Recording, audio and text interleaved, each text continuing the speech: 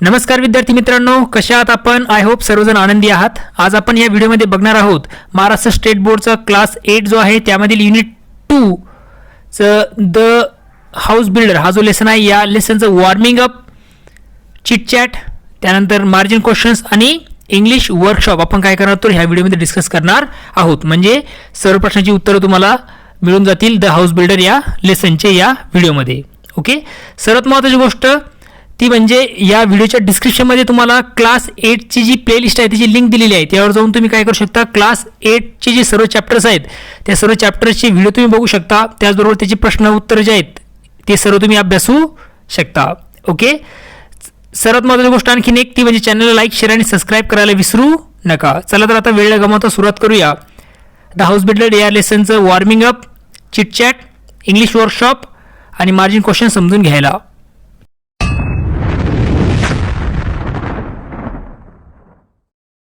2.2 the house builder या लेसनचं warming up पासून आपण सुरुवात करतो आहोत. ओके, त्यातील चिटचॅट. आता चिटचॅटचे जे प्रश्न असतात ते तुम्हाला कसे सोडवायचे असतात तर तुम्हाला ग्रुप बनवायचा असतो तुमच्या मित्रांचा आणि त्या प्रश्नांवर तुम्हाला काय करायचे असते, चर्चा करायची असते ग्रुप बनवून. ओके, तर हे काही प्रश्न दिले त्याचे आन्सर मी तुम्हाला देत आहे. पहिला प्रश्न आहे बघा, what is retirement from occupation. आता ऑक्युपेशन म्हणजे व्यवसाय, रिटायरमेंट म्हणजे काय तर निवृत्ती घेणे. मग व्यवसायातून निवृत्ती घेणे म्हणजे काय. ओके, हा प्रश्न आहे, त्याचं उत्तर तुम्ही लिहू शकता बघा. Retirement from occupation means withdrawal from active working life of particular occupation. Retirement from occupation व्यवसायातून निवृत्ती घेणं म्हणजे काय तर विड्रॉल म्हणजे काढून घेणं फ्रॉम ॲक्टिव्ह वर्किंग लाईफ. जे तुमची ॲक्टिव्ह वर्किंग लाईफ आहे, रेग्युलरची जी तुम्ही कामं करतात सकाळी 8 वाजेपासून किंवा मग 9 वाजेपासून तर संध्याकाळी 5 वाजेपर्यंत, ती जी ॲक्टिव्ह वर्किंग लाईफ आहे तुमच्या व्यवसायाची असेल, एखाद्या जॉबची असेल किंवा एखाद्या वर्कची असेल, त्यातून काय करणं तर माघार घेणं किंवा मग तिथून त्या गोष्टी याच्यानंतर टाळणं, त्याला आपण काय म्हणतो तर रिटायरमेंट फ्रॉम ऑक्युपेशन असं म्हणतो. आणि हे कशामुळे होतात तर जनरली बिकॉज ऑफ एज, म्हणजे वयामुळे या गोष्टी होताना आपल्याला दिसून येतात. पुढचा प्रश्न आहे, वेन डू पीपल रिटायर. लोक केव्हा रिटायर होतात किंवा लोक केव्हा निवृत्ती घेतात. याचा आन्सर तुम्ही लिहू शकता बघा. Generally people take retirement after 60 years of their age. Generally लोक काय करतात तर ज्यावेळेस ते 60 वर्षाचे पूर्ण होतात त्याच्यानंतर ते काय करतात तर निवृत्ती घेतात. म्हणजे वयाच्या 60 वर्षानंतर लोक निवृत्ती घेतात generally. Some people take retirement before 60 years. काही लोक 60 वर्षापूर्वी सुद्धा निवृत्ती घेतात. Due to their health or personal issues. काही त्यांचे हेल्थ प्रॉब्लेम असतील, ओके, त्यांच्या शरीराशी रिलेटेड काही अडचणी असतील किंवा मग त्यांचे काही पर्सनल इश्यूज असतील, त्यामुळे त्यांना काय करावं लागते तर रिटायरमेंट घ्यावी लागते किंवा मग निवृत्ती घ्यावी लागत असते. थर्ड क्वेश्चन आहे, for what reasons do people have to retire from their occupation. Okay, आता हे जे लोक आहेत ते निवृत्ती घेतात ते कुठल्या कारणामुळे निवृत्ती घेतात याचं उत्तर तुम्हाला लिहायचं आहे. ओके, आन्सरमध्ये तुम्ही लिहू शकता बघा. People take retirement when they become old or unable to work due to their health issues. लोक निवृत्ती घेतात जेव्हा ते काय होतात, म्हातारे होतात किंवा मग ते काय करू शकत नाही, काम करू शकत नाही because of their health issues. त्यांचे जे काही शरीराचे हेल्थ इश्यू असतील, ओके, त्यामुळे काय करू शकत नाही, ते काम करू शकत नाही, त्यामुळे काय करतात तर ते निवृत्ती घेत असतात. हे त्याचा आन्सर तुम्ही लिहू शकता. फोर्थ क्वेश्चन आहे, how do people spend their time after retirement. Okay, लोक निवृत्त झाल्यानंतर त्यांचा वेळ कशा प्रकारे घालवतात याचं उत्तर तुम्ही लिहू शकता बघा. After retirement people spend their time with their grandchildren. निवृत्ती घेतल्यानंतर लोक काय करतात, त्यांचा जो टाईम आहे तो त्यांच्या ग्रँडचिल्ड्रन म्हणजे त्यांचे नातू पंतू असतील त्यांच्यासोबत ते वेळ घालवतात किंवा मग त्याच्या जुन्या मित्रांबरोबर वेळ घालवतात. Some people choose to travel. काही लोकांना प्रवास करायला आवडतं, ते प्रवास करायला जातात. अँड सी न्यू प्लेसेस, नवीन नवीन जागा बघण्यासाठी. Some do social work. आणि काही लोक काय करतात तर समाजसेवेमध्ये स्वतःचं मन रमवत असतात. अशा प्रकारे लोक काय करतात, त्यांचा टाईम रिटायरमेंट नंतर घालवत असतात. पुढचा प्रश्न आहे, वॉर्मिंग अपचा पहिला प्रश्न आहे बघा तो. Discuss and match the professionals involve in construction with the work they do. Okay, काही प्रोफेशनल्स आहेत आणि बी सेक्शनमध्ये, बी जो कॉलम आहे त्यामध्ये त्यांचं वर्क दिलेलं आहे आणि ए मध्ये आहेत प्रोफेशनल्स. म्हणजे काही आपण त्याला म्हणतो थोडक्यामध्ये एक प्रोफेशनल चांगलं काम करणारे लोक एका पर्टिक्युलर सेक्शनमध्ये जे काय आहेत तर परफेक्ट आहेत ते झाले प्रोफेशनल्स आणि त्यांची काम जी आहे ती बी कॉलममध्ये दिलेली आहेत. तर पहिला आहे बघा आर्किटेक्ट. आता याचं आन्सर्स तुम्हाला मी डिरेक्टली सांगणार आहे वन बाय वन. आर्किटेक्टला काय म्हणतात? शिल्पकार. ओके, मग शिल्पकारासाठी जे योग्य उत्तर असेल ते काय असणार आहे या बी कॉलममध्ये? तर त्याच्यासाठी योग्य उत्तर असणार आहे ते म्हणजेच डी, ते म्हणजे प्लॅन्स अँड डिझाईन स्ट्रक्चर. घर जे बांधलं जातं त्याचं प्लॅन करणं, त्याचं डिझाईन करण्याचं काम आर्किटेक्ट करत असतो, शिल्पकार करत असतो. त्यानंतर इंजिनियरला म्हणतात अभियंता. मग अभियंत्याचं काय काम आहे तर ते आपल्याला बी कॉलममध्ये शोधायचं आहे. मग अभियंत्यासाठी जे बी कॉलममध्ये आहे आन्सर तर ते असणार आहे E option. इन्शुअर्स structure will be strong and stable. जे स्ट्रक्चर बांधकाम होतं आहे ते स्ट्रॉंग आणि स्टेबल होईल हे बघण्याचं किंवा खात्री करण्याचं काम इंजिनियरचं असणार आहे. त्यानंतर आहे बिल्डिंग कॉन्ट्रॅक्टर, म्हणजे बिल्डिंगचा जो कॉन्ट्रॅक्ट घेणार आहे, कंत्राटदार ज्याला आपण म्हणतो त्याला आपण म्हणतो बिल्डिंग कॉन्ट्रॅक्टर. आता बिल्डिंग कॉन्ट्रॅक्टरसाठी योग्य उत्तर जे असणार आहे ते असणार आहे G. Supervisors construction, employees, workers, professionals etcetera. आता जो काही बिल्डिंग कॉन्ट्रॅक्टर असतो त्याचं काम असणार आहे की सुपरवाइज कन्स्ट्रक्शन जे होते ते बघणं, सुपरवाइज करणं, त्याला व्यवस्थितरित्या होतंय की नाही. वर्कर्सला एम्प्लॉय करणं म्हणजे त्यांना नोकरी देणं. प्रोफेशनल्सला हायर करणं म्हणजे प्रोफेशनल जे असतील, परफेक्ट जे लोक असतील त्यांना नोकरी ठेवणं, हे बिल्डिंग कॉन्ट्रॅक्टरचं काम असणार आहे. त्यानंतर आहे कारपेंटर त्याला सुतार म्हणतात बघा. तर याचं काय काम असणार आहे? याच्यासाठी योग्य जी जोडी असणार आहे बी कॉलममधली ती असणार आहे ए, ती म्हणजे make wooden framework of doors and Windows. जे की दरवाजे आहेत आणि खिडक्या आहेत कशाच्या? याच्या घराच्या, त्या कशा बनवणे? वुडनमध्ये बनवणे. वुडन म्हणजे काय? लाकडाच्या बनवण्याचं काम कारपेंटर करत असतो. पुढे आहे मेसन. आता मेसनला मराठीमध्ये म्हणतात गवंडी. ओके, आता याचं काय आन्सर असू शकतं बघा बी कॉलममध्ये? तर याचा आन्सर असणार आहे F, builds walls, roofs etcetera and plaster. काय करणं? वॉल बनवणं, रूफ बनवणं आणि प्लास्टर करण्याचं काम मेसन करत असतो. त्यानंतर आहे टायलरचं योग्य जी जोडी असणार आहे बी कॉलममधली ती म्हणजे सी, डज द फ्लोरिंग बनवण्याचं काम टायलर करत असतो. त्यानंतर आहे 7 पॉईंट, तो म्हणजे इंटेरियर डेकोरेटरची जी योग्य जोडी असणार आहे ती असणार आहे B, beautifies the inside of a home. जे घरातलं घर आहे, घराचा मधला जो भाग आहे त्याला काय करणं? सुंदर बनवण्याचं काम इंटेरियर डेकोरेटर करत असतो. आणि इंटेरियर डेकोरेटरला म्हणतात जो इमारतीचा आतील भाग सजवणार आहे त्याला इंटेरियर डेकोरेटर असं म्हणत असतात. आणि टायलरला काय म्हणतात? तर फरशीचं काम करणारा. ओके, हे त्याचे आन्सर्स असणार आहेत. हे तुम्हाला मी सांगितलेले आहे. ओके, आता आपण येतोय सेकंड प्रश्नाकडे. सेकंड प्रश्न आहे बघा, a word can be broken up into units of pronunciation. एखादा शब्द जो आहे तो ब्रोक म्हणजे असा आपण त्याला काय करू शकतो? तोडू शकतो, ब्रेक करू शकतो. कशामध्ये? तर युनिट ऑफ प्रोनाऊन्सिएशनच्या युनिटमध्ये. इच हॅव्हिंग वन वोवल साऊंड, आणि प्रत्येकाला काय असतो? तर एक वोवल साऊंड असतो. With or without consonant sounds, मग त्याला कॉन्सनंट साऊंड असतील किंवा मग कॉन्सनंट साऊंड त्याच्या अराउंड भोवती नसतील सुद्धा, परंतु काय असणार आहे? वोवल साऊंड प्रत्येकासाठी असणार आहे. Okay, each such unit is called syllable, आणि यालाच काय म्हणतात? सिलेबल असं म्हणतात. ओके, एक्झाम्पल दिले बघा, टू गॉट, विल, सी. हे जे आहेत ते 1 सिलेबल आहे, म्हणजे एकच त्याच्यामध्ये आपल्याला दिसतो की वोवल साऊंड दिसतो. Got, will, see. पुढचा आहे बघा, father, mason, builder have 2 syllable. आता फादर म्हणजे फा आणि दर, मेसन मे आणि सन, बिल्डर म्हणजे बिल आणि डर, यामध्ये 2 सिलेबल्स आपल्याला दिसून येतात. Okay, engineer, carpenter, construction etcetera have 3 syllable. आता जे इंजिनियर आहे, कारपेंटर आहे किंवा कन्स्ट्रक्शन आहे त्यामध्ये आपल्याला 3 सिलेबल्स दिसून येत आहेत, म्हणजे ते झालं 3 सिलेबल वर्ड. ओके, काय दिलं बघा, write down names of any 5 of your classmates. तुमच्या 5 मित्रांची नावं तुम्हाला लिहायची आहेत. And break them up in two syllable, आणि त्याला ब्रेक करायचं तुम्हाला सिलेबलमध्ये. Write down the number of syllables in each of their name, आणि त्यांच्या नावात येणारे जे सिलेबस आहेत ते तुम्हाला लिहायचे आहेत.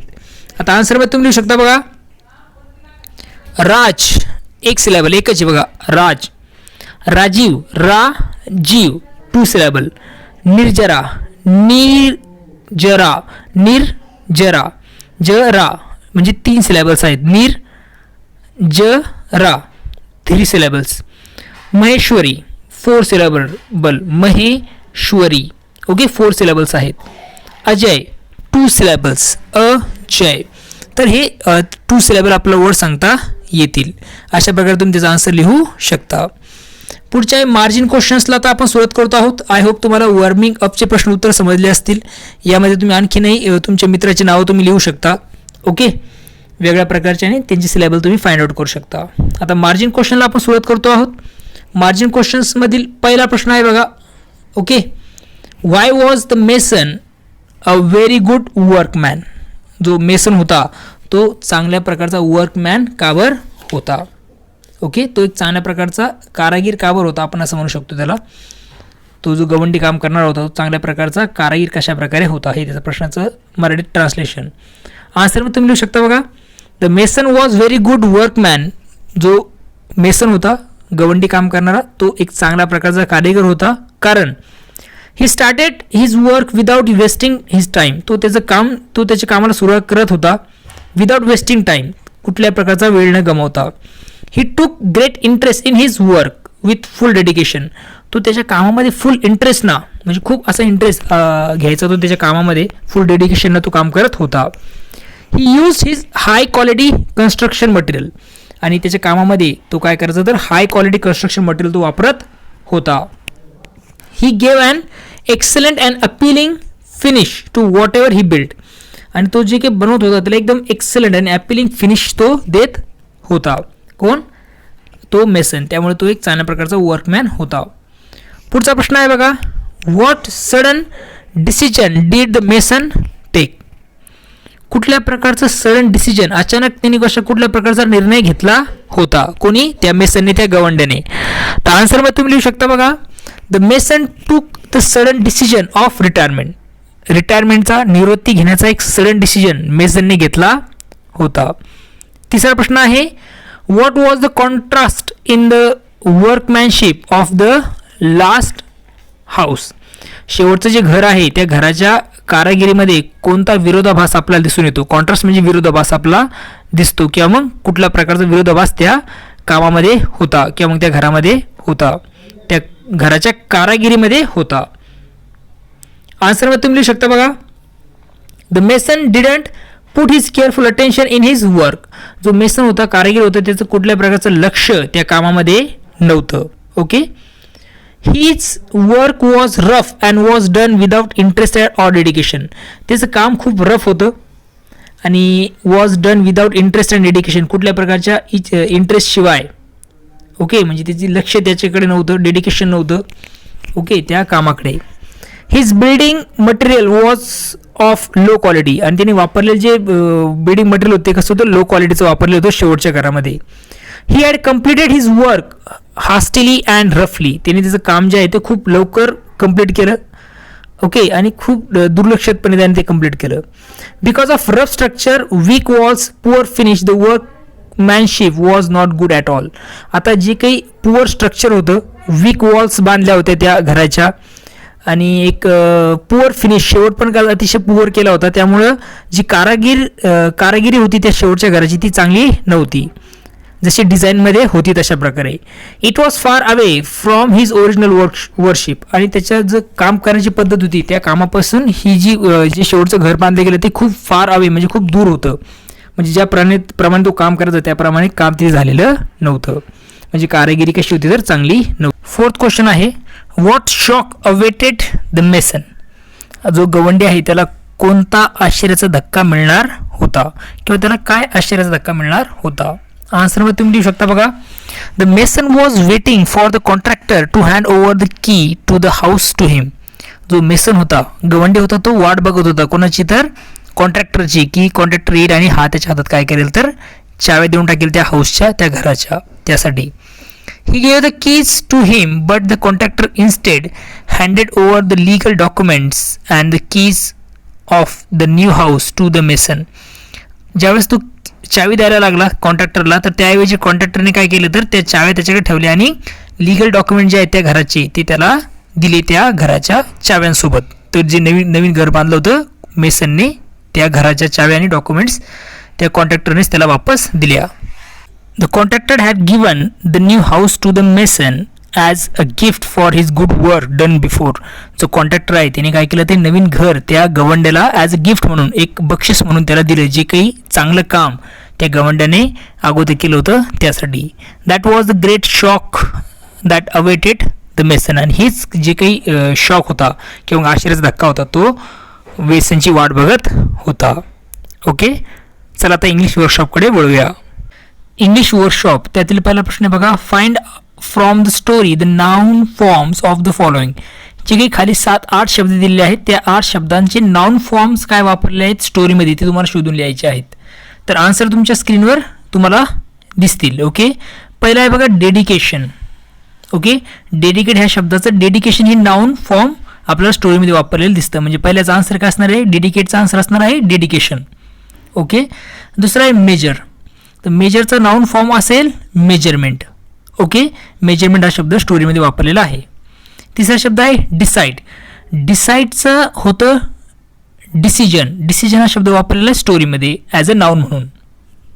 पुढे आहे परफेक्ट. परफेक्टचं होईल परफेक्शन. परफेक्शन हा झाला नाउन. पुढचा आहे ओन. ओनचं असणार आहे ऑनरशिप. त्यानंतर गिव्ह. गिव्हचं होईल गिफ्ट. ओके, त्यानंतर आहे रिस्पॉन्सिबल. रिस्पॉन्सिबलचं होईल रिस्पॉन्सिबिलिटी. त्यानंतर आहे पर्सिस्ट. पर्सिस्टचं होईल पर्सिस्टन्स. ओके, हे काही नाउन फॉर्म्स वापरले दिसतात आपल्याला स्टोरीमध्ये दिलेल्या शब्दांचे. पुढचा प्रश्न आहे बघा. Choose the proper phrase expression to complete the sentences meaningfully.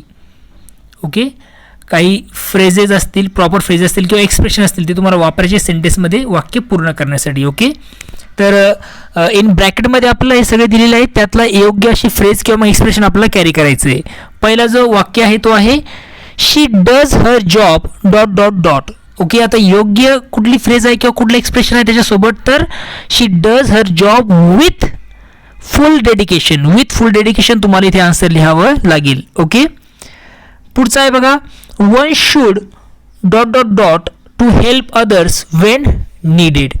Okay, यासाठी तुम्हाला जी काही फ्रेज वापरायची किंवा एक्सप्रेशन वापरायचं आहे ते असणार आहे मेकअप वन्स माइंड. म्हणजे one should make up one's mind to help others when needed हे त्याचा आन्सर असणार आहे.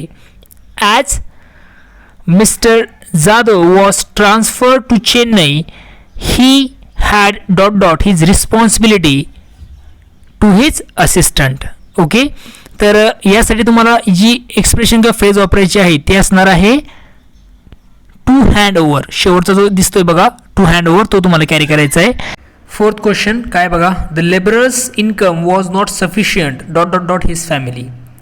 आता इथे तुम्हाला योग्य शब्द किंवा योग्य फ्रेज तुम्हाला वापरायची असणार आहे ती असणार आहे to meet the needs of demand. म्हणजे आन्सर असेल याचं the labourers income was not sufficient to meet the needs of his family.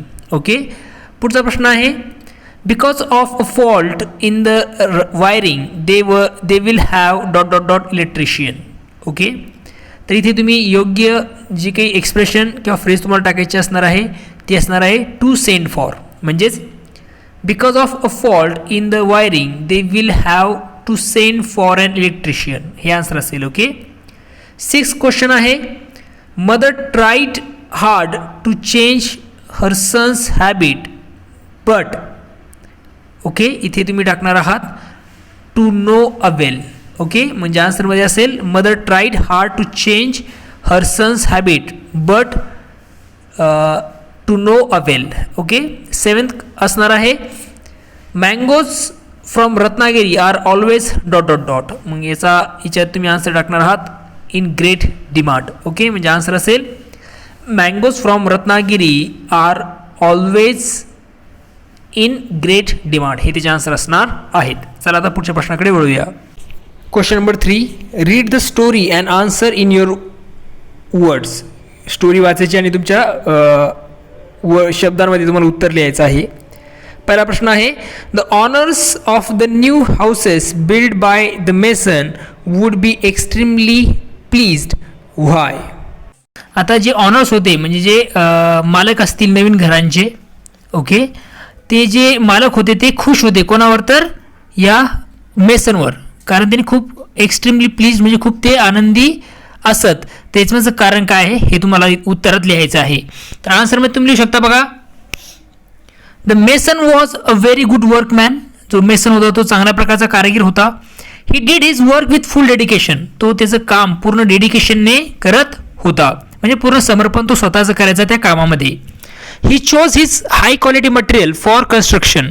तो काय करायचा, तर चांगल्या प्रकारचं मटेरियल, क्वालिटी मटेरियल वापरायचा कन्स्ट्रक्शन करण्यासाठी, किंवा तो निवडायचा. ही टूक ऑल मेजरमेंट्स परफेक्टली.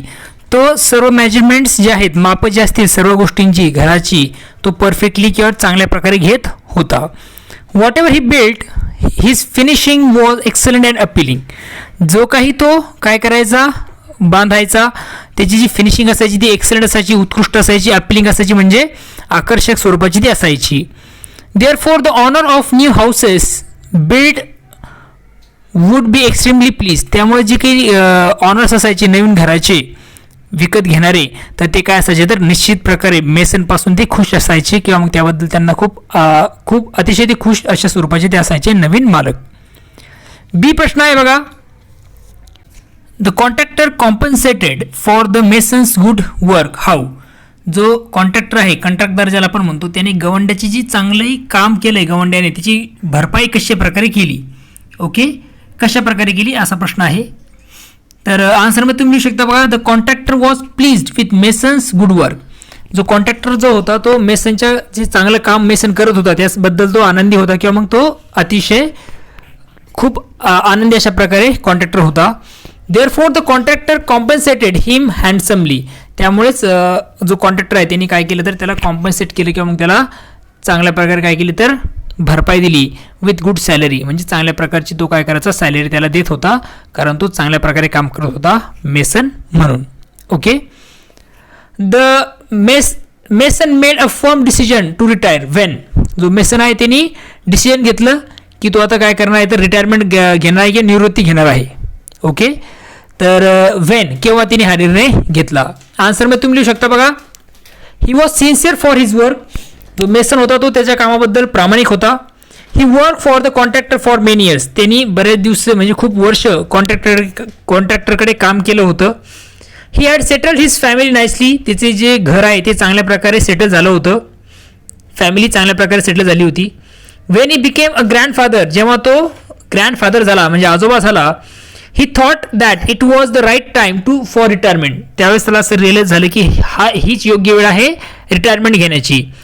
ही टूक रिटायरमेंट फ्रॉम हिज वर्क. त्यांनी त्याच्या कामापासून निवृत्ती घेतली. He was firm on his decision. आणि तो त्याच्या डिसिजनवर कसा होता, फर्म होता. ओके, हे त्याचा आन्सर तुम्ही लिहू शकता. क्वेश्चन नंबर पुढचा आहे बघा, read the following words from the story aloud and feel them in the proper column. खाली दिलेले जे प्रश्न आहेत ते व्यवस्थितरित्या तुम्हाला वाचायचे आहेत, वर्ड्स तुम्हाला वाचायचे आहेत, रीड करायचे आहेत लाऊडली, आणि त्यांना त्या कॉलममध्ये फिल करायचं. आता कुठले वर्ड्स आहेत ते बघा, जसं आता हा कॉलम दिलेला आहे त्यामध्ये तुम्हाला हे वर्ड्स फिल करायचे. ओके, story, work, perfection, architect, live, building, full, door, way, quality, responsibility, measurement, great, many, avail, excellent, material, complete, sufficiently, ready, documents, broad, happy, ownership, subsequently. आता हे शब्द वाचल्यानंतर तुम्हाला काय करायचं, तर त्या कॉलममध्ये तुम्हाला भरायचे. जसं 1 सिलेबिक वर्ड कुठला आहे, 2 सिलेबिक वर्ड कुठला आहे, 3 सिलेबिक वर्ड कुठला आहे, किंवा मग मोर दॅन 3 सिलेबिक वर्ड्स कुठले आहेत ते तुम्हाला फाइंड आउट करायचे किंवा मग ओळखायचे आहेत. तर आन्सरच मी डिरेक्टली दिलेलं आहे ते तुम्ही बघू शकता बघा. त्या सर्व वर्ड्समध्ये 1 सिलेबिक वर्ड आहेत. वर्क, लिव्ह, फुल, डोर, वे, ग्रेट, अवेल, ब्रॉड. हे काय तर 1 सिलेबिक वर्ड्स आहेत. 2 सिलेबिक वर्ड्समध्ये येईल story, many, complete, ready, happy, building, excellent, ownership, architect. हे द्वारे 2 सिलेबिक वर्ड. त्यानंतर 3 सिलेबिक वर्ड्समध्ये तुम्ही लिहू शकता perfection, quality, measurement, material, complete, document. हे झाले तुमचे 3 syllabic word. Okay, more than 3 syllabic words. आता मोर दॅन 3 सिलेबिक वर्ड कुठले आहे, तर त्यामध्ये लिहू शकतो तुम्ही रिस्पॉन्सिबिलिटी, सफिशियंटली, सबसिक्वेंटली, हे काय तर मोर दॅन 3 सिलॅबिक वर्ड्स आहेत. आता सिलॅबल म्हणजे काय हे आपण सुरुवातीला बघितलेलं आहे, त्याच्यानुसार आपण हे उत्तरं लिहिलेली आहेत. ओके, चला आता पुढच्या प्रश्नाकडे वळूया. क्वेश्चन नंबर 5A काय दिलेलं बघा. Words that have the same sound, काही शब्द असे असतात की ज्यांचे सेम साऊंड असतात, प्रोनाऊन्सिएशन सारखं असतं. Okay, but differ in spellings and meanings, परंतु त्यांच्या ज्या स्पेलिंग्स आहेत ते वेगळे असतात किंवा मग त्याचे अर्थ वेगळे असतात, त्यांनाच काय म्हणतात तर होमोफोन्स असं म्हणतात. ओके, एक्झाम्पल दिले बघा. Hear, here. Okay, pick out from the lesson homophones of the following words, काही शब्द दिलेले आहेत आपला, त्याचे तुम्हाला होमोफोन्स पिक आउट करायचे आहेत. आन्सर्स मी ते डिरेक्टली दिले आहेत बघा. तुम्हाला दिलेला शब्द आहे वेस्ट, तर त्याचा होमोफोन्स तुम्हाला चॅप्टरमध्ये सापडतो वेस्ट. वेस्ट म्हणजे वाया जाणे. Okay, WAST. दुसरा आहे न्यू, त्याचा होमोफोन्स सापडतो आपल्याला न्यू, NEW, न्यू म्हणजे नवीन. Loose, lose. Made, maid. Great, grate. Won, one. Site, sight. Week, weak. Wood, would. See, sea. हे आन्सर्स मी ते दिले आहेत, ते तुम्ही कॅरी करू शकता. क्वेश्चन नंबर 5B आहे बघा. त्यामध्ये तुम्हाला काय करायचं आहे, select any 3 pairs of homophones. ती कुठले 3 पेअर्स ऑफ होमोफोन्स तुम्हाला घ्यायचे आहेत, जे वरती दिले 10 त्यापैकी. Okay, and make simple sentences, आणि साधे वाक्य तुम्हाला बनवायचे आहेत of your own to show the difference in their meaning. आणि वाक्य तुम्हाला बनवायचे आणि त्याचा मिनिंग डिफरन्स जो आहे तुम्हाला तो या सांगायचा आहे त्या वाक्याच्या किंवा त्या एक्झाम्पल्स थ्रू. आता मी घेतलंय बघा पहिलं न्यू, न्यू. आता याचं एक्झाम्पल घ्यायचं झालं तर I knew his daily routine, मी त्याचं डेली रुटीन जाणतो. ओके, किंवा मला माहिती होतं. दुसरं घेऊ शकता तुम्ही शी ब्रॉट न्यू कार. आता न्यूचा इथं वाक्य आहे नवीन, तिने नवीन कार घेतली. त्यानंतर आहे वीक, वीक.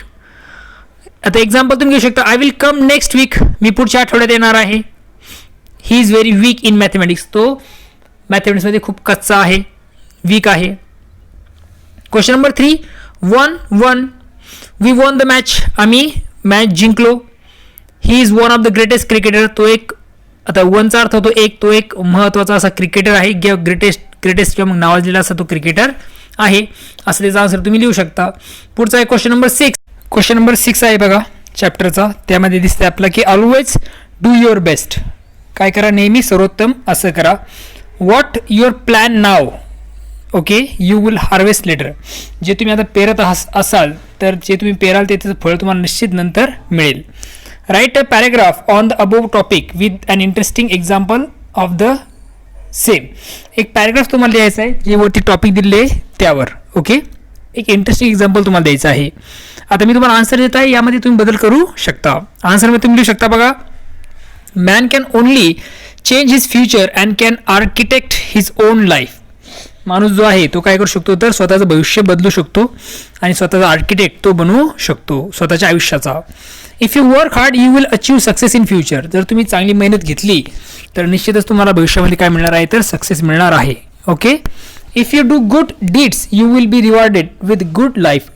जर तुम्ही चांगली कृत्य केलीत तर तुम्हाला आयुष्यामध्ये काय मिळेल तर चांगलं आयुष्य तुम्हाला मिळेल. Okay, for example a boy who desires to get good marks and become a topper of class 8. एक मुलगा आहे ज्याची इच्छा आहे की त्यांनी चांगले मार्क घ्यावे आणि क्लासचा टॉपर बनावा, क्लास 8चा. To achieve it he must take efforts. त्याला जर आता हे साध्य करायचं असेल तर त्याला काय घ्यावे लागतील तर एफर्ट्स घ्यावे लागतील, त्याला मेहनत घ्यावी लागेल. There are many people in different fields who struggle first and achieve great success later. बरेचसे असे लोक आहेत वेगवेगळ्या फील्डचे ज्यांनी सुरुवातीला खूप स्ट्रगल केलं, खूप मेहनत घेतली आणि नंतर त्यांनी काय केलं तर आयुष्यामध्ये सक्सेस मिळवलं किंवा मग त्याला आपण म्हणू शकतो यश त्यांनी मिळवलं. धीरूभाई अंबानी असेल, PM नरेंद्र मोदी एक्सेट्रा. सचिन तेंडुलकर घ्या तुम्ही, आणखी नाव तुम्ही टाकू शकता याच्यामध्ये. युवराज सिंग असेल, यांनी सुरुवातीला स्ट्रगल केलं. हे काही एक्झाम्पल्स आहेत की ज्यांनी सुरुवातीला स्ट्रगल केलं आणि नंतर ते सक्सेसफुल झाले त्यांच्या आयुष्यामध्ये. Lastly what ever you do your best. शेवटी सांगायचं झाल्यास काही करा परंतु त्यामध्ये काय करा तर सर्वोत्तम करण्याचा प्रयत्न करा. That will bring success in your life. यामुळे तुमच्या आयुष्यामध्ये काय मिळणार आहे तर यश तुम्हाला मिळेल जर तुम्ही कुठली गोष्ट सर्वोत्तमपणे करत असाल तर. इथे आपला हा चॅप्टर जो आहे त्याचे प्रश्नोत्तर काय होतात तर संपून जातात. आय होप तुम्हाला सर्व चॅप्टरचे प्रश्नोत्तर समजलेले असतील. काही अडचणी असतील तर मला निश्चित कमेंट सेक्शनमध्ये कळवायला विसरू नका.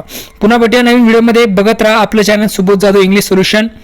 ओके, तोपर्यंत थँक्यू अँड टेक केअर. चॅनलला लाईक शेअर आणि सबस्क्राईब करायला विसरू नका. डिस्क्रिप्शनमध्ये लिंक्स दिलेल्या आहेत, त्यावर जाऊन तुम्ही क्लास 8चे सर्व व्हिडिओ बघू शकता. चला तर, थँक्यू अँड टेक केअर.